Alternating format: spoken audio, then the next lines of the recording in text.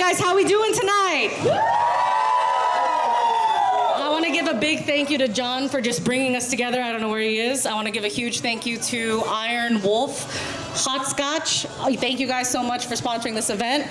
This was a very, very significant cocktail to make because of the flavors that we had to incorporate with it. So I'm just going to go ahead and get started. Queen of Hearts is my cocktail. It was a little bit hard, but it was featuring Iron Wolf Hot Scotch bourbon. Now, sorry.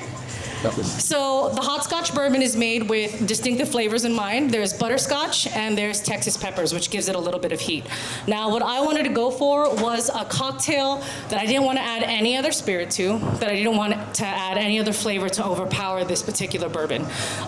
It's unique in its own way, so I decided to do a little deep dive on the actual bourbon itself. Now, in order to make a cocktail, even for competitions or even for behind the bar, I like to think of, obviously, the concept and your inspiration. The three main things I like to hit on is going to be the presentation, the taste, and the story. I'm gonna go ahead and get started with the presentation because obviously I'm very big on presentation.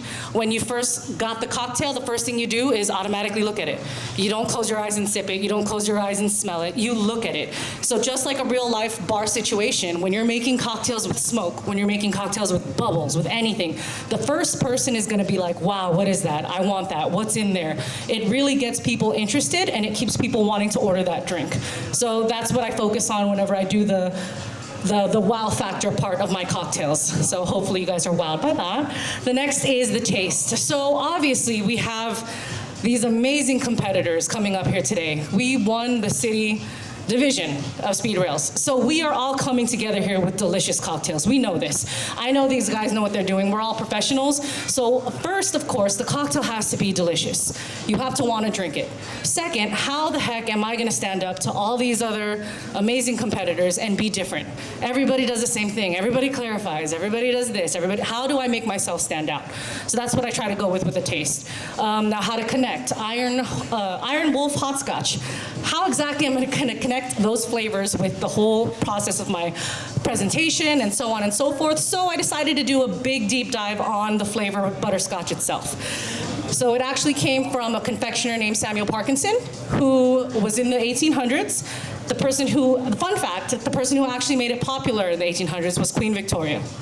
Queen Victoria relates to us today because she actually made wearing white on your wedding days famous. She also made wearing black at funerals. She made that all the standard of what we do today.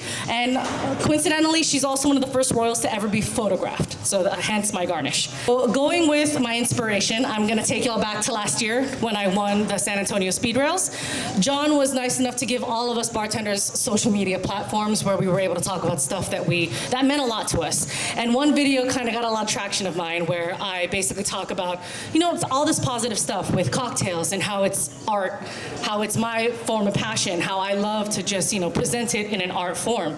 So above all the nice comments I got, a lot of the hate came out as well. I got judged on my character, on my looks, just because of presenting my cocktail and presenting my story of how passionate I am behind the bar. One comment that kind of stood out the most to me is the one that you'll see right in front of you. It says, "Calm down, it's not art." Now, it wasn't even the harshest comment, but for some reason to this day, it still stuck with me. So I decided to use that as well because two things really stuck out with me. One, you never tell a woman to calm down.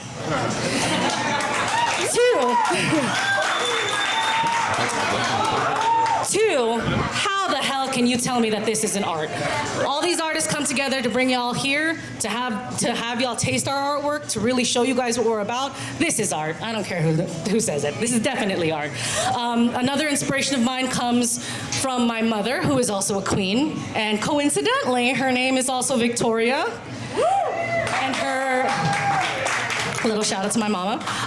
And also, her favorite cocktail happens to be a New York sour that has the base spirit of whiskey. So I decided to go with that and do a New York sour riff. So that's what you're gonna see right in front of you today. I'm gonna go over the steps in the process of how I made this cocktail. So first I added the main ingredient, the star of the show, Iron Wolf Hot Scotch. Then I went ahead and made my own orange oleo saccharum, which is a fancy word for a super simple syrup on steroids.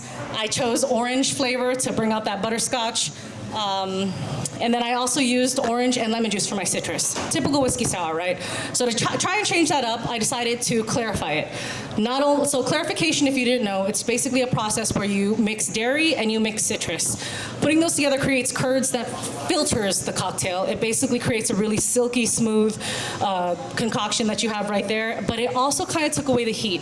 I wanted to add back in the Texas heat, so I added a little bit of my own habanero tincture to it to bring back that little zest. And then, of course, the red wine float. I made a cocktail air on top. To make cocktail air, you need 3 things. You need a flavor, which is the red wine, and it's the butterscotch. And then you need a lecithin powder. Lecithin powder basically creates those bubbles to make them hold their texture. Because if you didn't have that, those would already have died out. Right now, as I'm talking my butt off, those cocktail bubbles are still holding their own form. That's thanks to the soy lecithin. And then you also need a little oxygen pump. You can get one from Amazon from an aquarium. All you have to do is add that all together, emulsify the mixture, and out come these cocktail bubbles you can serve. And then obviously, I don't want to forget the last thing is going to be this garnish that you had in front of you. Completely edible. I made those from scratch. It's made with chocolate. It's made with chocolate, butterscotch to accentuate the Iron Wolf spirit. And then even the frame, the picture, that's edible as well. Printed on wafer paper, edible ink, edible gold dust. And so yeah, that's gonna be my whole cocktail, guys. Now, so obviously I have one more show just for the judges. One more. All right. From what I saw, this was personal. Very personal. All right, so right here we have in front of you is the comment that really pissed me off. So if you can, please do me the honor, take your candlestick and light that shit on fire. Get that out of here. Don't hold it. I would leave it on the table and you could set it on fire. Just go ahead and take your candle and set it on fire. Oh, I wouldn't. Hey. All right, guys, those are personal pictures of y'all. Completely edible as well. Cheers. I'm not gonna lie, that's not enough noise for that. Get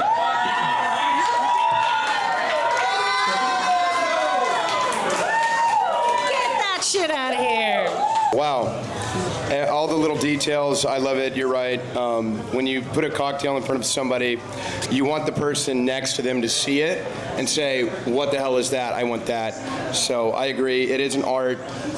It can be a lost art in a lot of bars where people don't care enough to put that forward, but at some bars they're charging 18 to 22, even more. You want to get a whole experience out of it, not just a drink, not something you're going to slam down. So I commend you on that. And as far as online comments being judged about things, and people can be such cowards and attack every part of your personality when they're online behind a keyboard. But if you got 1 hater, you need 5. If you got 5 haters, get 20. Once you got 20, you're on your way to 100, and that means you're doing something right. So good job. Thank you. If you got haters, that means you're doing something right. The drink is amazing. I'm here because I do cocktail content online as well, and not as well, but he mentioned it. And basically it took the words that I was gonna say.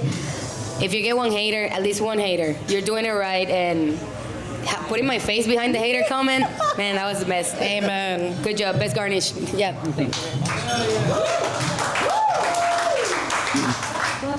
Congrats. I think I agree with you. It's cocktails is art. This was a show. I think I've always said that there's a different mentality when you come to a competition thinking, you know what, I'm going to go there and I want to win. I'm going to do my best. And I think this show a lot of intention of what you wanted to show with your idea that you want to present today. Execution was very, very cool. Drink is delish, a whiskey sour. I think I said that a great pairing for this whiskey was citrus, and I think this was also we've tried great drinks. Going with a whiskey sour was spot on. The wine float being an air was a great idea, part of the show. I love carbonation. I'm a big fan of carbonated drinks. I think the mouthfeel and everything you get on a carbonated drink, it's great. My question, you carbonated this today or So I have a little mini soda machine that carbonates it last minute because I wanted it to last. Okay. So the drink has been sitting in the freezer for a while. Once I did that, I just hooked it up to my carbonation machine and just carbonated the whole cocktail as a whole. It was easier to set up, easier to pour. Didn't need to go behind the bar. no? Perfect for batching. What you see there. That's why I was over there, I yeah. see you. So you just carbonated it once, just right now? Just right now, Okay, yeah. cool. So you had mentioned a New York sour. That's your mom's favorite drink, Victoria? Yes. And it's not a drink that's as popular or on a lot of menus these days. You can't go to a lot of bars and find it. I think this is a great way to bring an old classic up to speed, modernize it, and kind of create it and present it to a whole new audience. So good job with that. Thank you very much. Y'all make some noise for Rhyme.